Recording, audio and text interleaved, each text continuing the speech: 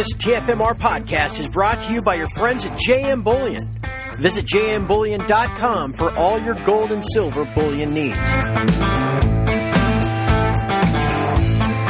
Hello again from TF Metals Report, and welcome back to your TF Metals Report podcast highlights. This time for the week of Monday, July the 8th through Friday, July the 12th of 2024. We began the week back on Monday with a big down day in COMEX Gold, so there's a lot to talk about. But in our daily podcast, we also had a commitment of traders report to review. Usually those come out on Friday, but the U.S. had a government holiday on Thursday the 4th, and so the whole report was postponed by an extra day. That made the information 6 days stale, so it's not really useful for trading. But a lot of times you can discern trends within a commitment of traders report, and if you've watched it every year for 15 years, as I have, those trends become visible. You recognize patterns. So that was part of our discussion as we reviewed the commitment of traders report from that last week of June and the first week of July. See if we could pick up anything on where the price of gold might be headed. Here's part of that discussion. Again, this is a COT that was surveyed last Tuesday, 6 days ago. Okay, before this big rally of $64 in gold and $203 in silver. But look at these numbers. Here's my biggest concern with the gold COT. All right, if you look at this, gold was about unchanged on the week, and you had some 4,800 large spec longs that got dumped. Okay, fine. The net position, 241,600 net long. Okay, that's a lot, but again, not alarming. You know, it gets over 300,000, then it's like, okay. I mean, but we can go back. There are multiple times it's been this high, okay? This 200 some odd thousand. But again, it's been 100,000 higher than this before. So the net position is not a lot. What concerns me is the gross short position of just 38,574. So why is that concerning? Well, because there's no shorts to be squeezed at this level. In fact, I've got physical records. I've written them down. They go all the way back to 2015. I keep them on my desk. You see me get interviewed. There's a big stack of white paper on the corner of my desk. These are all the COTs. I written them down by hand for 9 years.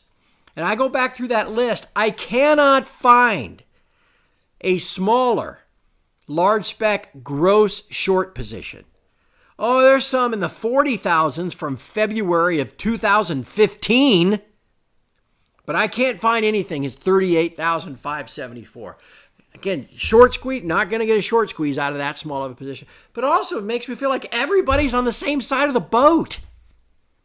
Okay, that alone in and of itself is not making enough to go, oh, we're screwed and price going down, but it definitely makes me a little cautious about getting long.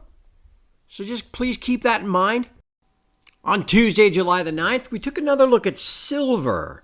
One of the things you'll notice if you follow the technical pattern of just about anything, when you get a double top or a double bottom, usually it's kind of a spike on the first top and then kind of a rounded top the second time around. Again, the same thing on the bottom, a spike down and then kind of a rounded bottom. Well, guess what? On the current consolidation of COMEX silver, we see that pattern at the lower end of the consolidation pattern near 29. A spike down, a little bounce, then a rounded bottom, and now a rally. Is that a sign of things to come? Maybe. We couldn't know for sure back on Tuesday, but it was certainly part of the discussion in that day's podcast. And then to silver. Classic pattern here, too. Remember 29. Very stout resistance, 28, 29 on the way up. Blast through, double top, come down. And now look at the bottom here. What do we talk about with double bottoms or double tops? A spike first and then a rounded second. Okay, spike rally. You can even kind of a little bit see it on the move up to 32.5. Spike up, pull back, kind of rounded back over and down. Well, look at the here. Spike down in middle part of June. Bounce, rounded second effort. And now back above the 50-day. Again, if we can rally from here, and this is why I'm intrigued, I don't see why we don't go back up to 32.5, 33. I don't know If that's pre-breakout, if we're going to immediately then blast through and go to 36, like I think is going to happen before the end of August, or if we're going to go up there and dink around, all that stuff. All I do know is I'd like to buy the dip.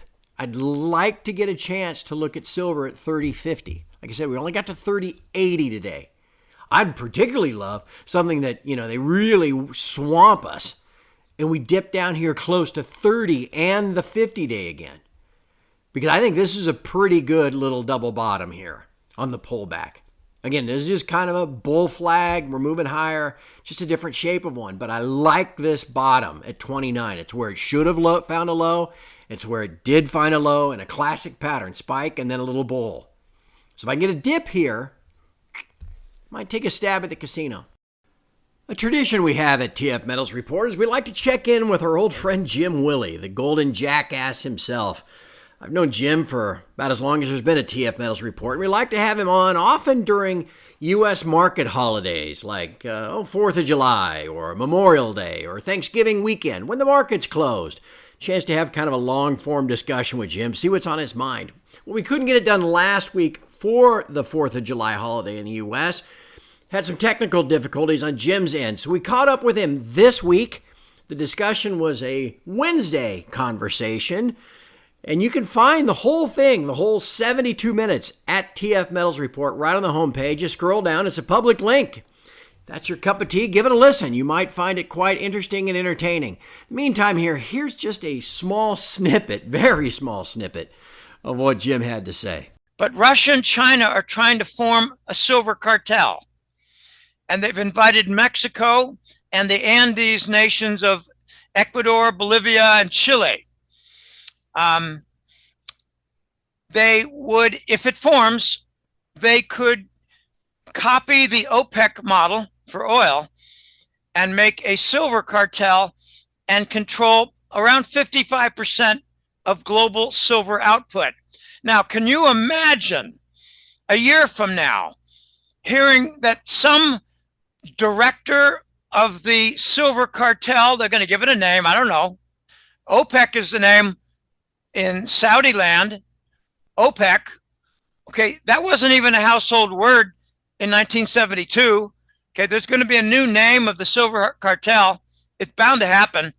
Can you just imagine, Craig, that a year from now, we hear that the Russian and Chinese offices of the silver cartel announced that they're mothballing 6 or 8 mines because we need to get to the 180 level and we're stuck at 130.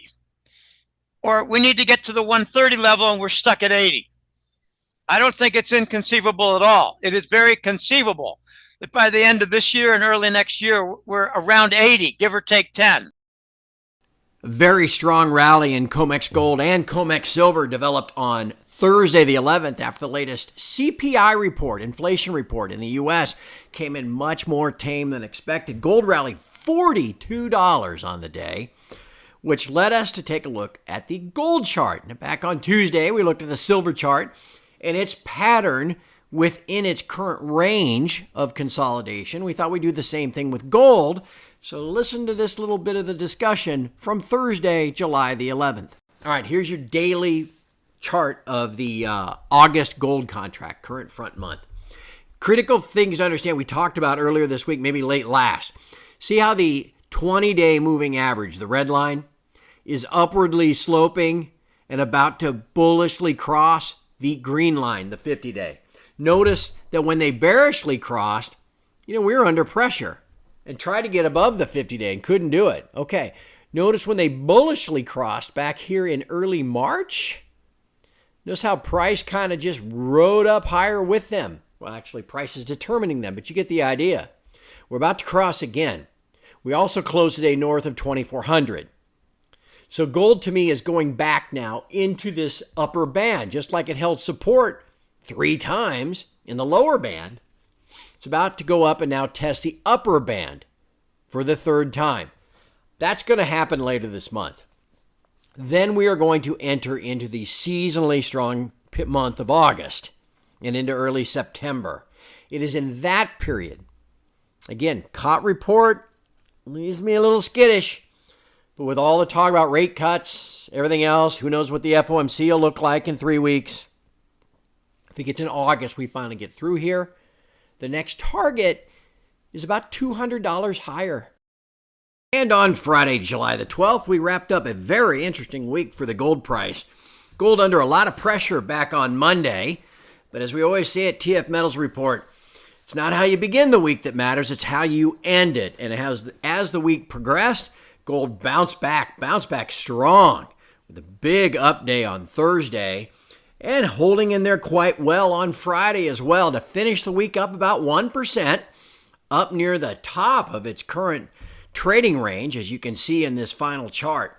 So what will happen next? We've had a big increase in contract open interest on the COMEX over the last 6 days, with open interest going up by 22%, more than 100,000 contracts. Now, often, open interest volume like that precedes price. This is exactly the type of action we saw back in the first week of March, right before gold finally really broke out and rallied $300. Sometimes, though, it's a sign of everybody getting on the same side of the boat. Right now, we have very low short interest from the speculator category in COMEX gold. So which is it?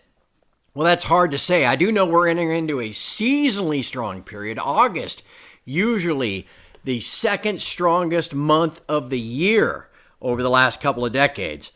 So we may be getting ready to break out. We're very close, as you can see on this final chart. We'll just have to see what happens next week. So come back next week. Join us again for another one of these TF Metals Report podcast highlights shows. But better yet, just join us at TF Metals Report. Get a podcast every day. It's only $15 a month, about 50 cents a day. So certainly affordable and will keep you on top of the game and ahead of the news. So join us at tfmetalsreport.com. Have a nice weekend, everyone.